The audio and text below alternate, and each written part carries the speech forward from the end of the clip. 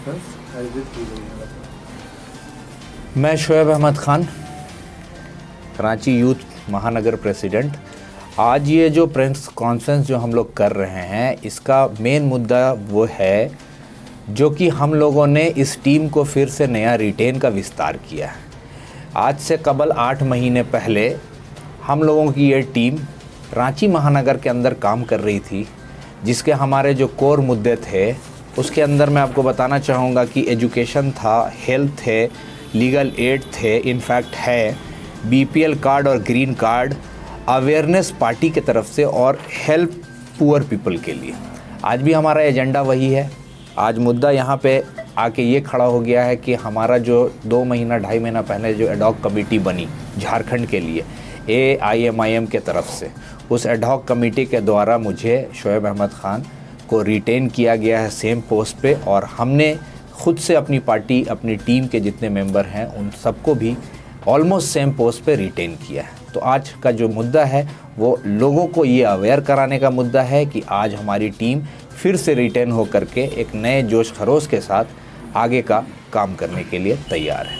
किन लोग हैं, कौन कौन से लोग हैं जिसको आपने रिटर्न किया है? मैं बताना चाहूँगा, मैं ख़ुद शोएब अहमद ख़ान, जिसे प्रेसिडेंट के रूप में फिर से रिटेन किया गया है, और मैंने अपनी टीम में जिन लोगों को रिटेन किया है उनका नाम इस प्रकार होगा: Asad Parvez vice president, Aamir Alam vice president, Athar Imam secretary, Nishat Sultana secretary, Sohail Ansari secretary, Wasim Khan general secretary, Adil Hussain general secretary. ये सारे पोस्ट हम लोगों ने आज जो दिए हैं वो ऑलमोस्ट कहीं ना कहीं पीछे वाली टीम यानी प्रीवियस जो हमारी टीम थी सेम पोस्ट में मैंने रिटेन किया। एजुकेशन पे क्या काम करेंगे? एजुकेशन बहुत तरह का एजुकेशन है, किस तरीके से एजुकेशन पर काम? मैं आपको मेरे ख्याल में दूसरी तीसरी बार बता रहा हूँ कि हमारा मेन फोकस जो एजुकेशन के अंदर है वो सिर्फ और सिर्फ अभी फ़िलहाल का जो हमारा चीज़ है वो हम कहीं ना कहीं ड्रॉप आउट स्टूडेंट के लिए काम करेंगे। वैसे बच्चे जो क्लास 6, 7, 8 में ड्रॉप हो जाते हैं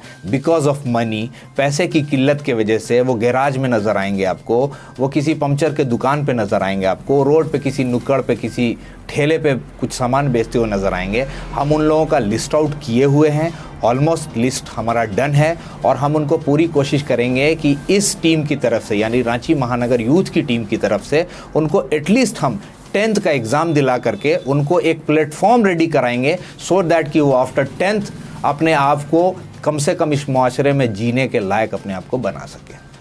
पंचायत चुनाव है, क्या लगता है पार्टी फिर से गठित की जा रही है, पंचायत चुनाव में भी लक आजमाएगी? पंचायत चुनाव के बारे में जहाँ तक ताल्लुक़ है AIMIM की तरफ से, तो अभी कोई भी डिसीजन आला कमान की तरफ से नहीं आया है, और कहीं ना कहीं ये मुद्दा पहले भी उठा था। तो ये डिसीजन मेकर और डिसीजन टेकर आप कहीं ना कहीं हमारे सदर साहब ही होते हैं, और देखा जाए तो AIMIM एक आइडेंटिटी पार्टी है जो कहीं ना कहीं सारी जो बड़े डिसीजंस होते हैं वो हमारे सदर साहब ही लेते हैं। तो सिर्फ अभी हम उनका इंतज़ार कर रहे हैं वो किस तरह से हम झारखंड के लिए क्या आदेश देते हैं, और उसी आदेश के अनुसार हम काम करना चाहेंगे। यूथ के लिए क्या कुछ काम करेंगे आप लोग? यूथ के लिए टीम बन चुका आप लोगों का, यूथ को फोकस करते हो, क्या कुछ काम करें? यूथ का मैंने बताया आपको, यूथ को अभी सबसे ज़्यादा एजुकेशन और साथ साथ रोज़गार की ज़रूरत है। रोज़गार ये MIM हमारे पास कोई MLA नहीं है, कोई MP नहीं है हमारा झारखंड के अंदर, तो कहीं ना कहीं ये जो बेड़ा है ये इसका पार करने का ज़िम्मा हम जैसे यूथ को ही है।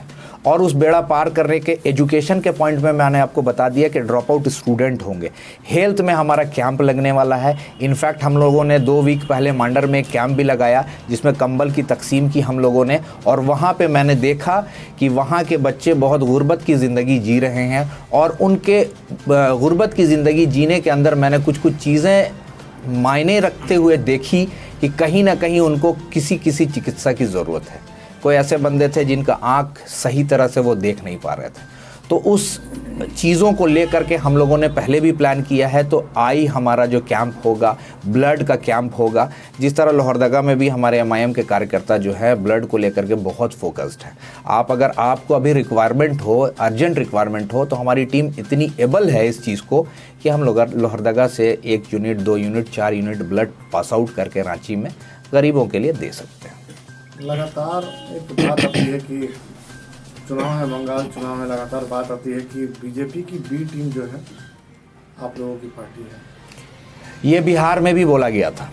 बिहार में हमारे सदर साहब जनाब असदुद्दीन ओवैसी साहब ने आरजेडी से डायरेक्टली हमारे जो प्रदेश अध्यक्ष बिहार के जो थे अतरुल ईमान साहब, वो गए और उनसे कहा कि हमारी पार्टी 10 सीट पे आपसे अलाइंस चाहती है। उन्होंने हमें नदारद कर दिया, कहीं ना कहीं उन्होंने इग्नोर किया। नतीजा ये आया कि जहां एमआईएम 10 सीट में लड़नी थी, उन्होंने 20 सीट में अपनी किस्मत आजमाई और 5 सीट निकल के हमारे हाथ में आया। जिस 5 सीट को अगर आप गौर से देखेंगे तो सारे ये कहीं ना कहीं पश्मानदगी इलाका जो सीमांचल का कहलाता है, वहाँ से ये 5 सीट निकल करके आई। आज से तकरीबन 10 दिन पहले वहाँ के जो कि हार्ट के जो हमारे जीत करके आए हैं शाहनवाज साहब, उनसे भी मेरी मुलाकात हुई रांची में। तो उन्होंने यही बताया कि ओवैसी साहब का भी वहाँ मेन जो एजेंडा है वो स्कूल इस्टेब्लिश करना, कॉलेजेस इस्टेब्लिश करने, हॉस्पिटल्स को इस्टेब्लिश करना। तो ये कहीं ना कहीं हमारा एक प्लेटफॉर्म इनिशिएट ले चुका है। प्रीवियस जहां एमएलए थे, ऐसा नहीं है, बहुत लोग बी टीम बोलते हैं। बी टीम वो फैक्ट्स की बुनियाद पे बात नहीं करते। ट्विटर हैंडल पे किसी चीज़ को ट्रोल कर देना, कहीं ना कहीं एक फेक डेटा, जो कहीं ना कहीं मैं पार्टी का नाम लेके बता रहा हूं कि कहीं ना कहीं बीजेपी एक ऐसा Twitter handle account fake use करती है जो कहीं ना कहीं आईटी सेल से रिलेट होकर के कहीं ना कहीं एक प्रोपेगेंडा दिखाया जाता है जो कहीं ना कहीं फैक्ट्स की बुनियाद पे नहीं होता। तो हमारे जो गरीब लोग हैं, हमारे जो कम पढ़े लिखे लोग हैं, वो बहुत आसानी से आ जाते हैं इन सब बातों में। लेकिन अगर फैक्ट्स पे आप नज़र डालेंगे तो सिर्फ और सिर्फ जिस 20 सीट पे बिहार में एमआईएम की टीम ने चुनाव लड़ी थी, उसमें सिर्फ और सिर्फ 1 सीट उसमें से बीजेपी निकाल पाई थी और 1 सीट हारी है। तो कहीं ना कहीं अगर आप उसको इक्वालिटी पे लेकर के जाएंगे तो वो लेवल 0 आ जाता है। एक जीत हुई, एक हार हुई, तो फिर कहाँ से बी टीम? आप प्रूफ करके दिखाएं ना। हमारे जैसे लोग को मैं आपको एक चैलेंज कर रहा हूं कि आप मुझे रांची में बिठा करके किन्हीं से भी डिबेट करा दीजिए। मैं इस चीज को प्रूफ करने के लिए रेडी हूं कि एमआईएम बीजेपी की टीम नहीं है, बल्कि हमारे कायद अब अपनी आवाज जब निकालते हैं तो लोगों को ऐसा लगता है कि नहीं, इनकी आवाज नहीं होनी चाहिए, और इसका रिएक्शन आता है कि बीजेपी की बी टीम एमआईएम है।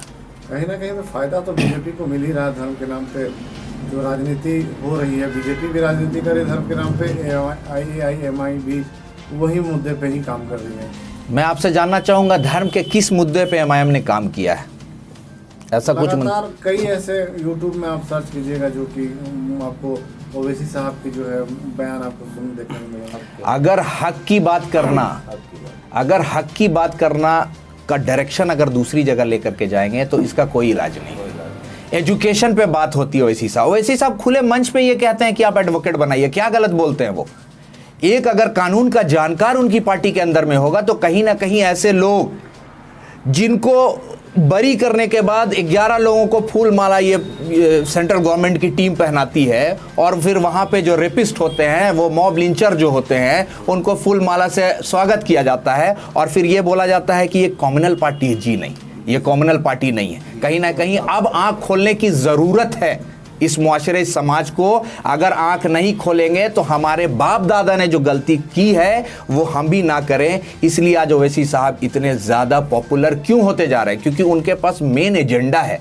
एजुकेशन की बात करते हैं, वो हेल्थ की बात करते हैं। उन्होंने कभी ये नहीं कहा कि राम मंदिर के अगेंस्ट में लोग रोड पे आ जाए, कभी उन्होंने ऐसा स्टेटमेंट नहीं दिया। आप यूट्यूब के आप सारे सोशल नेटवर्क को खंगाल करके देख सकते हैं। उन्होंने फैक्ट्स की बात की, उन्होंने बात की कि ये लैंड की लड़ाई है, और ये जो लैंड की लड़ाई है वो कहीं ना कहीं जब से 1992 से जब बाबरी मस्जिद शहीद हुई, उसके बाद कहीं ना कहीं इस पर्पस को, इस टॉपिक को कॉमनल बनाया गया, और आज 2 हिस्से पे बढ़ गई है हमारे हिंदुस्तान की समाज। उनको लगता है कि एक जीत हो गई, हमको लगता है कि हमारी हार हो गई। हमारी हार नहीं हुई। अगर हमारी हार होती तो आज सारे के सारे मुसलमान रोड पे होते। क्या आप एक एग्जाम्पल दे सकते हैं कि जब वर्डिक्ट आया सुप्रीम कोर्ट का तो कोई एक ऐसा मुसलमान या मुसलमान का कोई बड़ा ऐसा नेता हो जो रोड पे आकर के ये चिल्ला पुकार करना शुरू कर दिया कि नहीं, ये गलत हुआ?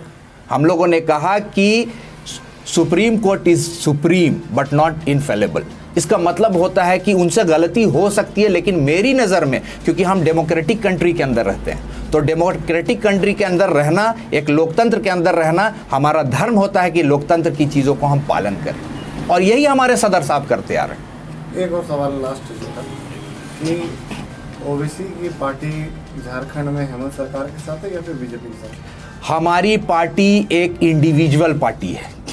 अगर हमारी ये सरकार यानी हमारी जो जेएमएम की सरकार है, अगर ये अच्छा काम करेगी तो कहीं ना कहीं हमारी पार्टी का भी सपोर्ट उनको मिलेगा। और अगर वो अपनी चीज़ों पे खरी नहीं उतरती है, मेरे प्रीवियस इंटरव्यू में मैंने कहा था कि उनके 1 साल होने पे उन्होंने एक बड़ा मजमा जमाया पूरे रांची शहर के अंदर, लेकिन कहाँ गया उनका जो मुद्दा था ओबीसी को 27% रिजर्वेशन देने की बात, कहाँ पे ताक पे रख दिया। मैंने कंडेम्ड किया इस बात का, मैंने अपने इंटरव्यू में इस बात का कंडेम्ड किया। और मैं अब इन सारी चीज़ों को लेकर के मैं रोड पे भी आऊँगा, एमआईएम की टीम रोड पे भी आएगी कि जो आपने वादा किया आपको उसको फुलफिल करना पड़ेगा।